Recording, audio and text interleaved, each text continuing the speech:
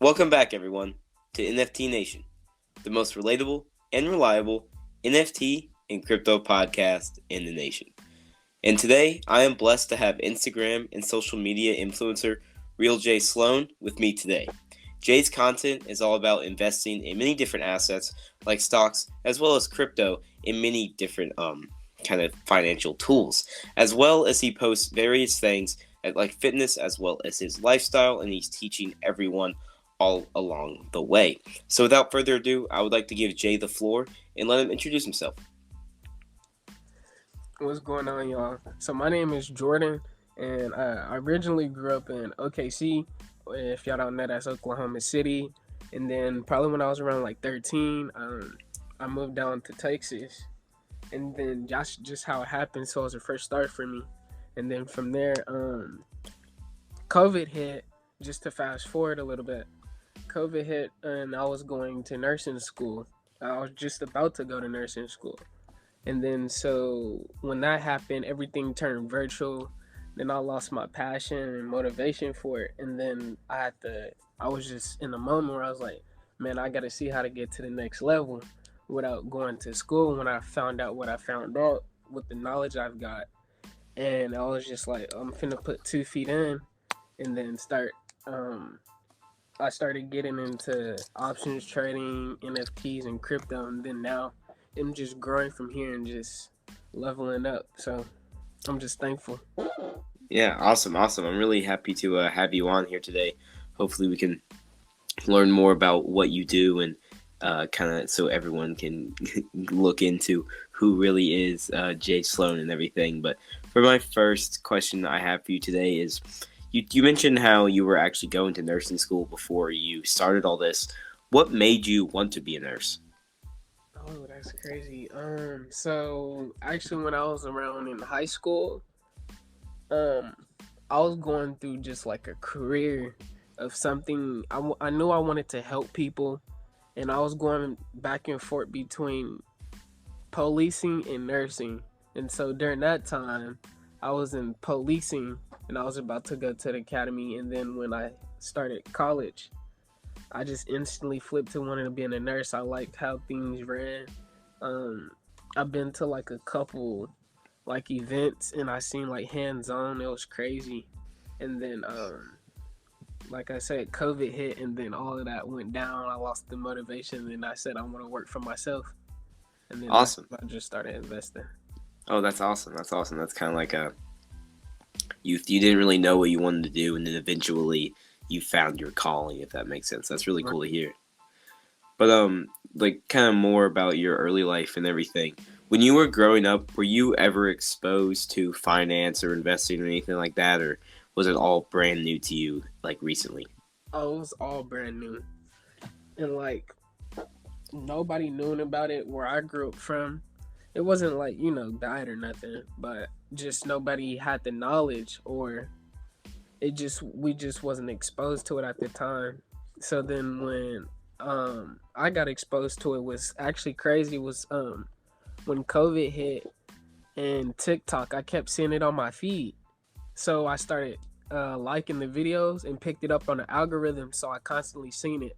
And I was like, okay, one day I seen a video and just made me start. Yeah, that's awesome.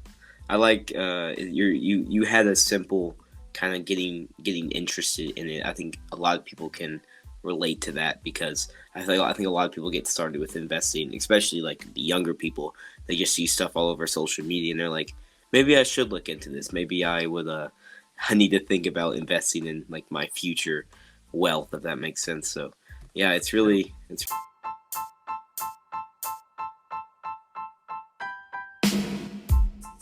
doing a little bit of research about kind of like your background and your recent past of what you've been doing with making content and everything. I found that you used to make YouTube videos and everything. Do you believe that like your YouTube days kind of helped you make the content that you make now? Oh yeah, for sure. Cause back then when was that? That was my sophomore year of high school. And so I was seeing a lot of content, and it was just one of those phases where I was like, oh, I want to do this. So I had a couple friends. We used to go to the mall and shoot public interviews and just socialize with people. And so it also helped me, I would say, long term skills like creating videos. Because at the time, I didn't have a not so good computer. So it was kind of hard. So me upgrading really leveled my game when it come to editing. And that's the skill I can always learn and amplify in my content now. Yeah, that's awesome. It's always great to build on kind of past skills you've learned from doing maybe a certain project, or people say you go through phases and everything, and that is true. But like it's smart to see that every phase you go through, you learn something and kind of carry it on your way, and I think that's really important for kind of just like the growth of everything. So that's awesome. So when you you mentioned how you started making content because of the algorithm, and you believe that your stuff could do well as well with TikTok and everything. Do you remember what like your first like content was all about? Like, what was the first thing you ever made? For as YouTube or TikTok? TikTok, like the stuff you work on now, and so like all like the crypto and kind of finance stuff. So that just evolved from after I picked up on the algorithm. I was like, I can make this content just going back to YouTube days. I found a way how to make that content on TikTok in a shorter time frame, and I can do it from my phone rather than a laptop. So it was handy, and it was only short clips, so it didn't take that much time to like edit. And then I put that to financing to teach people on how to do financing and just financial literacy. So then that's how I came about the TikTok and the Instagram and amplifying that skill and content into my everyday life now.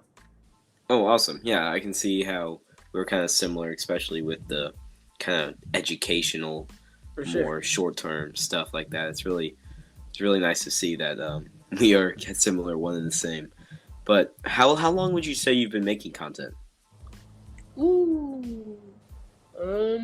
I want to say since 2017. Oh wow, 2017. that's awesome. That's awesome. So you really I definitely know you have some skills under your belt as far as making content goes and editing and making sure everything looks good. Oh yeah, for sure. Cause like little do people know, like just the slightest of lighting matters in like content because the algorithm will pick up on that. Yeah, yeah. It's always interesting to see kind of like the intricate details on what videos do well and what goes to the wayside. Because Right. there can be a really good like educational video, and if it's poorly edited and the algorithm's not gonna like it, but it's really like the first impression really is really important. For sure, for sure. So obviously you've been doing this for a few years. What's been your favorite content to make so far? Honestly, what I'm doing now, teaching people how to invest in finance and seeing that they can grasp a spit, and I'm not the only one that can. Just coming from where I'm coming, that I'm not the only one that can do it. And they can too, and it's not as hard. It's just like a foreign language, but as soon as you put in the work, you can make a good living, build wealth from that. Yeah, yeah. I completely understand. I'm in the same boat where Yeah. you kind of just want to get the message out there that it's simple to build wealth and constantly see not people like to talk about like how they're already planning for retirement or whatever, but it's nice to just have a solid investment plan and make sure you're doing everything with the best kind of form in mind and best plan. Right. And especially with intelligence as well. They're not just randomly putting their money into something they don't even understand. So it's important, especially to get the education out there. But how would you say the grind has been? You could say, quote unquote, the grind of making content. Um, if we put it on a scale of 1 to 10, I will say a good 6 to 7. That's it. Yeah, I understand that. That's a good place to be. Yeah. Now, not working yourself to the bone, but you're still making content you enjoy, and you're still getting the word out there. It's great to hear.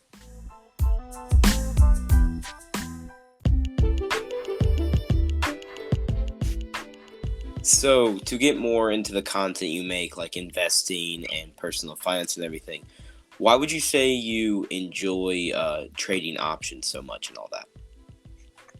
I would say I enjoy trading options. This is not financial advice, but I like that if your knowledge, you can potentially change change or a certain amount of money into a larger sum and live off of that if you're profitable and consistent. And I like to, when I post content, I like to make it seem simple and straightforward so people can grasp it and do the same thing without gambling. Yeah, that's awesome. That's good to hear. How you're being realistic with it, and you Yeah, obviously it can be a risky place to dabble in, but you're still able to um, make money here and there from it. So it's good to hear. and I would say that just goes for any investment, really, not even just options. Yeah, yeah. There's always a you just make this always we always try to reiterate here that you can make money on almost any trade, but you have to understand like the risk behind it, if that makes sense. Right. Talking about like risk and everything. What do you think you wish you knew before you started trading? Ooh. Definitely greed. Definitely, that's the one thing. I had a big problem with that when I first started, and then I had to correct that real soon. And then the second thing I would say is mental patience. Oh, that's a good one. Mental patience. Could you kind of give That's an example of when you needed more patience? a good example I would say is during the markets right now. How there's a lot of volatility and things is choppy. Um, Things can flip on you real quick, and things can go your way real quick. But you just need that mental patience in market like these, and not to be greedy or not to just base it off of what you think is gonna happen, rather than just knowing that the market can do anything. Yeah, that makes sense. Kind of getting out of your personal bubble of own thought and being like, you have to realize that anything can happen right now, Right. and you have to be ready for everything, especially in a market downturn right now. Because I've just I've made some episodes about how the market is pretty much turning into a bear market, especially for crypto. That's my personal opinion, but there's still money to be made, and if you're just patient and if you, it's kind of like an accumulation phase of it's low right now and people, there's fear everywhere, so you kind of have to be realistic and understand, okay, like what's going to survive if the market tanks, and how do I make the best decisions through that. Right. Talking about, you obviously do options trading. If you're comfortable with it, what would you say like is what was your most profitable trade you've ever made? Um, in one trade, I will say 1K, Hey, we like to and hear that. that's completely transparent. I would say That's awesome. 1K. That's awesome. Great to great to hear that. That's amazing. But with that out of the way, we'll get more into why the majority of like my audience listens to the podcast is crypto, NFTs, and everything. Okay. What was your first experience with crypto, and how did you get into it? Okay, so my first experience with crypto, I'll definitely say I was into the stock market first, and then there was hype around Bitcoin. I believe during like last year when Doge was popping off, Yeah, and yeah. so that's when I started getting into crypto, and then I started doing my research and getting knowledge on it, and then I started looking at charts, and I was like, okay, these is real similar. And then that's when I found out that you can do the same thing in the crypto market and make money. It's just a Oh, little bit more volatile. yeah, I understand. I think that's a lot of people. They first learn about stocks and everything and finance, and then as they get more into it and do more research, then crypto pops up and they realize it's very similar to assets like stocks and everything. Right. What was your first crypto you ever owned? Doge. Doge? Doge. And I Yeah. caught it right before the run up too. So I got a nice Awesome. little chunk off of that. Hey, we'll take it. For sure. We like to hear it. Always happy when I'm always happy to hear people making good trades, especially with something like Dogecoin where it's kind of fallen off, and especially when you see people get out of it and make a profit. It's like good to hear. Let's go. Right. Do you dabble in NFTs at all? What would you say is your kind of your overview or your thoughts on NFTs? I do. And I actually have NFT. Shout out to Space Riders NFT. Yes, yes, it's a Um, pretty popular collection. Yeah. yes. At the time, going back to TikTok, it popped up on my feed and it was the top NFTs. And at the time, I just mentioned this. At the time, I just wanted to get my hands onto the NFT and see what the NFT world was about, knowing what I know now. Hmm. We're still new to it and we're young. So me getting it or anybody getting the NFT, you can just sit on it and it can accumulate value at the same time. Yeah, But exactly. it's just all about finding a good project.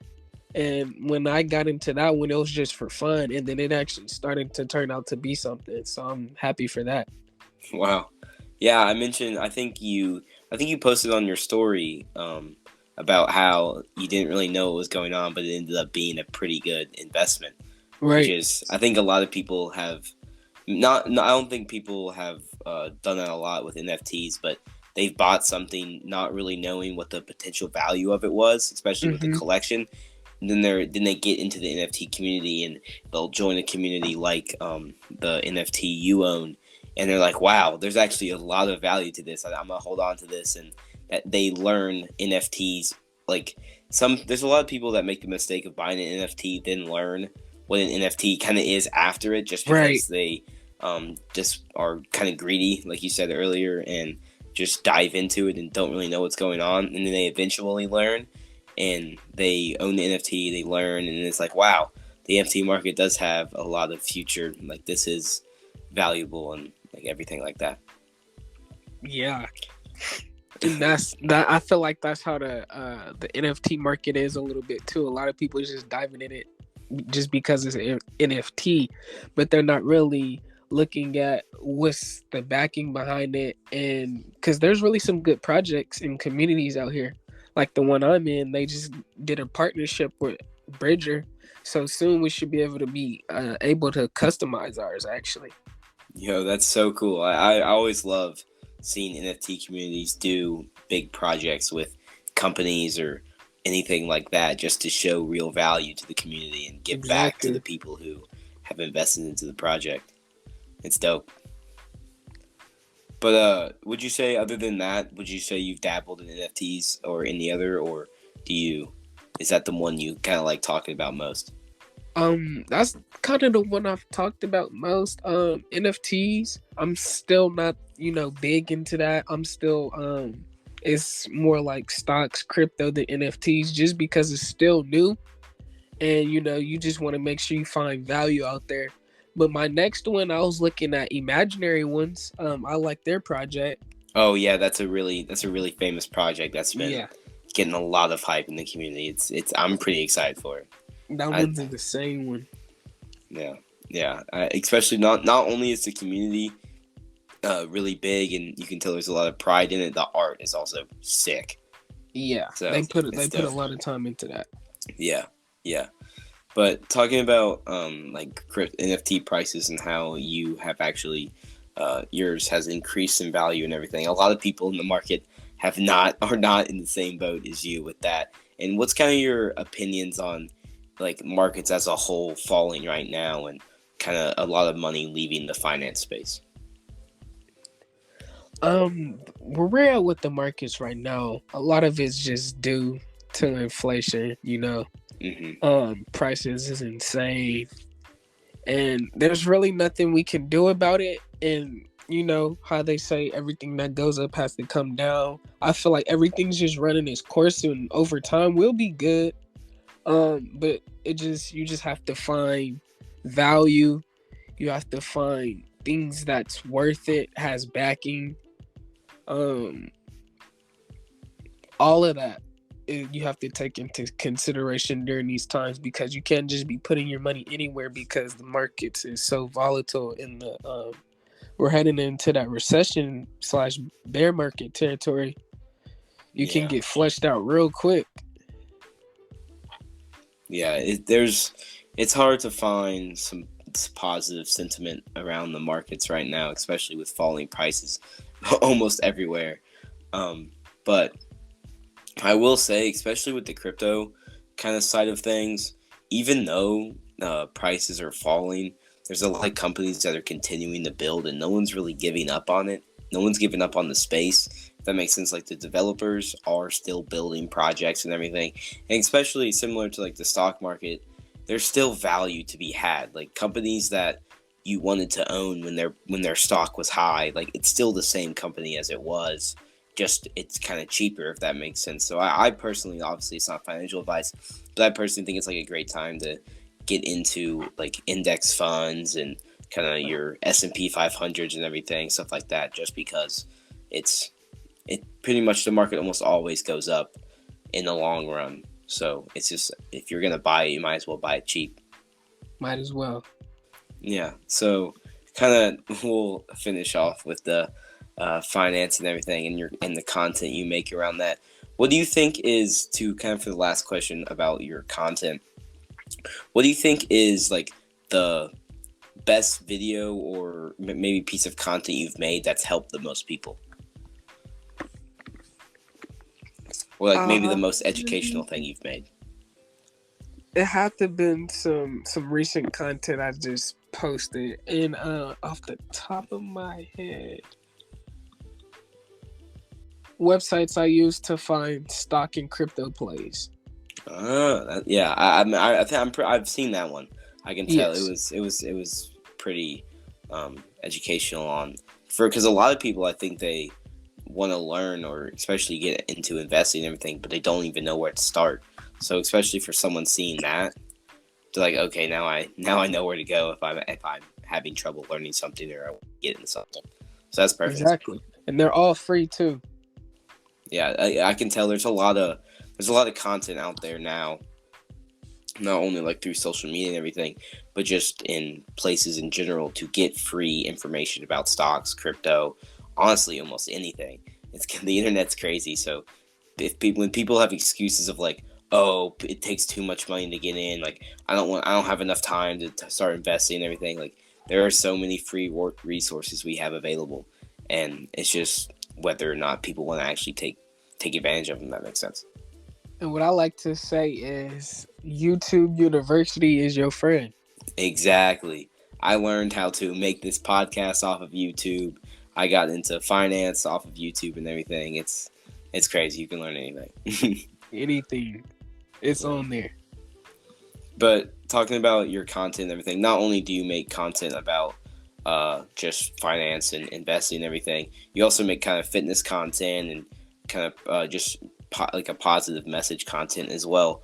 Like how long do you find that kind of rewarding to push a positive message like through your fitness content? Oh yeah, for sure. I've always been like the type of motivating type of person. You know, I've always been into like the content scene and pushing out content for people to see and to just, you know, bring positive messages. And I like to incorporate just, you know, just lifestyle and then fitness, because, you know, your body is what makes you do the things that can get you to the next level. So you got to take care of it, and then not just be trying to be motivational and just let people know that, you know, that's something you got to put into your lifestyle. Even if it's like, just for a little bit. Yeah, fitness is a great example of whatever you put into it is what you're going to get out of it, because you, like, just with diet and working out and pushing yourself and kind of just being, kind of making yourself more healthy, there's nothing better than a good workout or a good fitness routine to really improve your life. So it's great. I really push the fitness message as well, just because it's always good. Stress reliever, makes you happier, makes you feel better about yourself. It's amazing. Right. And I was just finna say, like, everybody always asks, like, why do you go to the gym so much? For the body? No, it's more of like mental, you know, discipline. Yeah. It does all of that. It helps you relax. It helps you in many other places rather than just the body. That just comes with it. Yeah, that's a perfect example, perfect way to put it. But how long would you say you've been working out for? Did you start for sports, or did you start because you thought it'd be positive? How long would you say you've been working out? I would say since I was in sports in high school, so I've always been athletic. And then when I graduated, I've always been active. But as of recently, I've just been more active to push content and push myself to be more disciplined. So I was like, okay, I should make some content out of that. Awesome, yeah, that's a perfect way to, just like you said, keep yourself motivated, and especially with like a regimen or kind of keeping yourself on a schedule, is having some type of fitness page or just like posting fitness content here and there, because then it's like, oh, I need to do this more, and the only way to do that is by going to the gym more. Right. So it's like a perfect trade-off. So it kind of makes yourself more kind of gives yourself a set schedule, and you're like, I have to do this. But if someone was like trying to start working out and they didn't know what to do, and doesn't know how to start, like what advice would you give them? If somebody's trying to start working out, I definitely say take it slow. Don't get intimidated by people in the gym that looks like they're, putting in a lot of work. Just stay on your own lane, stay focused, know what you coming there for. Um, I like to music. I like to cope with a lot of things with music. Music definitely helps in the gym. And when you go in, like I said, don't stress yourself. Just go in with a plan and just stay on your lane and get active and get to it. Yeah, exactly. That's great advice. If anyone in the audience is wanting to start working out or just start improving your physical health, follow those guidelines and those kind of advice. That'll work great. So I always kind of in the episode, especially with interviews, I always ask the guest one final question. And if you could have any superpower, what would it be and why? That's a good one. You kind of stumped me on that one. I would say what's ringing on my head right now. I would say flying, just because I want to see what other parts of the world looks like. Yeah, I know what you mean. You like also for flying, I hate traveling and I hate having to sit in Exactly. traffic. So it's like I'm getting out. Let me just start flying. Like flying or teleporting, something of that sort. Yeah, yeah, I know what you mean. Especially flying would be kind of, you'd always be taking the scenic route somewhere, if that makes sense. So that'd be dope. For sure. So with that out of the way, kind of wrapping up this interview, I just want to thank you again for coming on. I really appreciate it. If any of the listeners today would like to continue to follow you on any of your social medias, where can they find your content? You guys can follow me on pretty much any platform: TikTok, Instagram. The main ones I post investing in lifestyle. And you can find me at Real J Sloan. You spell that REAL, the letter J, SLOAN. And that's where I post most of my content. So y'all follow me and just keep up. And I guarantee you will learn something and better your life from my content for sure. Yeah, exactly. Just like Jay said, you will definitely learn from being a follower on his accounts. That I've definitely learned many things from throughout the kind of months I've been following his content. And I just want to thank you again for coming on. And also, I want to thank the audience for listening today. And if you did learn something or from me or Jay today, feel free to leave 5 stars and even maybe share this interview with a friend. That would be dope, just because it really helps us grow our content here. And also, if you want to continue to follow our content, you can go give us a follow on our social medias. It is at NFT_Nation_podcast. It is on Instagram, Twitter, TikTok, and YouTube. And that's going to be it for me today. Have a good one, guys. And Jay, you want to tell them goodbye?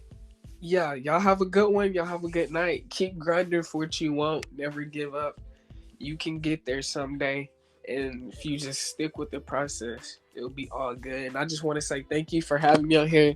It's definitely an opportunity, and we're gonna have to talk more for sure.